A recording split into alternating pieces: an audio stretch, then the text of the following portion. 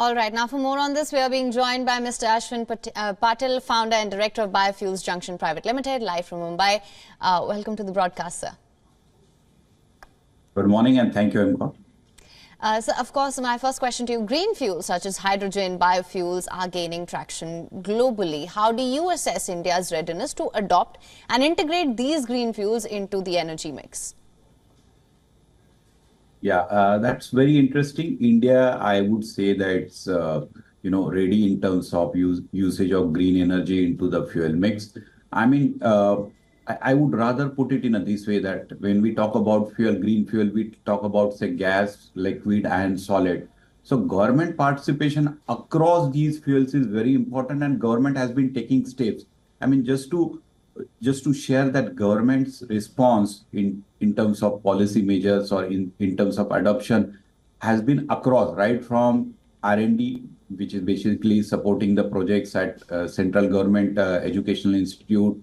Then it comes to promotion of these fuel through PSU or attracting investment in the sector, easing logistics or incentive to user. These are the various steps where government has taken policy measures and promoted this fuel for integrated into the fuel mix.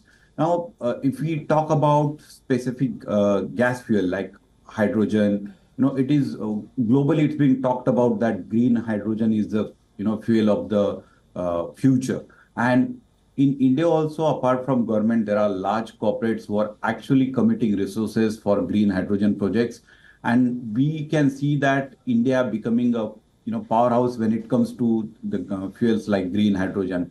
Second is within the gaseous fuel, you have compressed biogas, which is made from agriculture residue. And recent G20 alliance, there was a group of countries where they have actually pledged to promote CBG, and India has been leading that front. So India in Bio Alliance has committed to import technology for CBG, also share their findings, and India will become CBG independent very soon because India has large quantum of agriculture residue, which is the feedstock for making compressed biogas. So on the gas front, yes, there is a very strong possibility and a timeline to have these fuel into the India's energy mix. Right. Now talk about in liquid, we have ethanol, we have biodiesel. India has already made progress in terms of ethanol blending program. When we started, it was like a fairy tale whether it is possible, where the ecosystem is adaptive. Now ethanol blending has already reached close to 11%, and there's a target to reach 20% in next few years. And there are many incentives from government which has actually enabled this. That is making ethanol right from broken rice to sugarcane and corn. So there we have taken large steps to integrate. Okay. Similarly, yeah. Thank you so much for that, sir. In fact, I just want to expand on that further, what you were saying. When we talk about integration, let's also focus on the key challenges that do hinder the widespread adoption of green fuels in India. And what policy measures or incentives do you think can be introduced to address these challenges? Right. As you said, for all these fuel, the feedstock is agriculture residue. And the biggest problem in India is basically mechanization of collection of this residue. Government has taken to tackle these challenges, government has actually supported in many ways. And there are many ways where industry is expecting government to participate. First is a collection of residue. This being very, very light and, the bulk density being low, it is very difficult to transport beyond a certain distance. So localized production of these fuels is very, very important. And government has built out incentives in terms of subsidy to farmers who are actually not burning the residue and giving it to, for further conversion. Then there is mechanization where the balers are required in the north where the parali and the paddy straw is burned.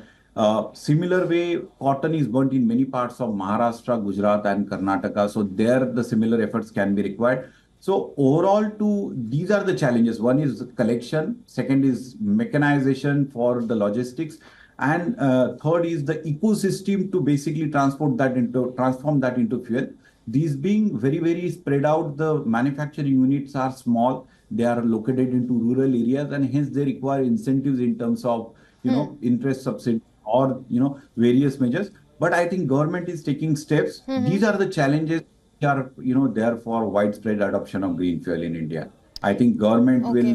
will come up with the policy. Another important point is the policy measure help for the user industry. Suppose in terms of lower GST rates for the usage of green fuel versus the fossil fuel, that will help us in net zero transition and adoption of green fuel. Okay, right, sir. Now, also let's talk about India investing in and expanding CNG infrastructure. What would you say are the advantages of using CNG as a transportation fuel, and how does it compare to traditional fuels in terms of emissions and cost effectiveness?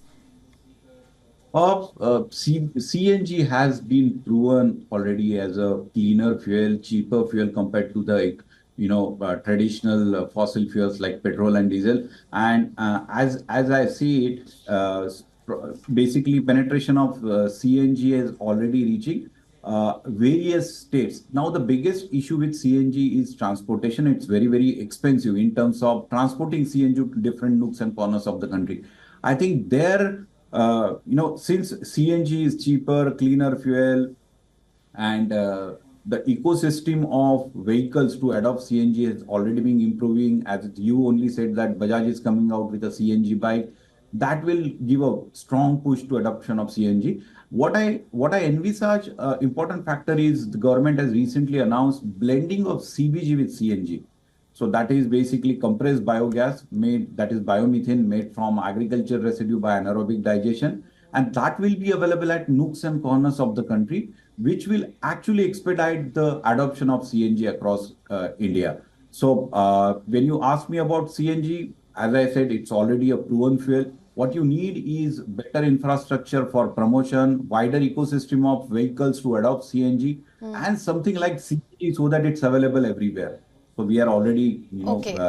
I All right. Well, sir, thank you so much for joining us on World Business Watch with, of course, all your insights and perspective on this. For latest news, download the WION app and subscribe to our YouTube channel.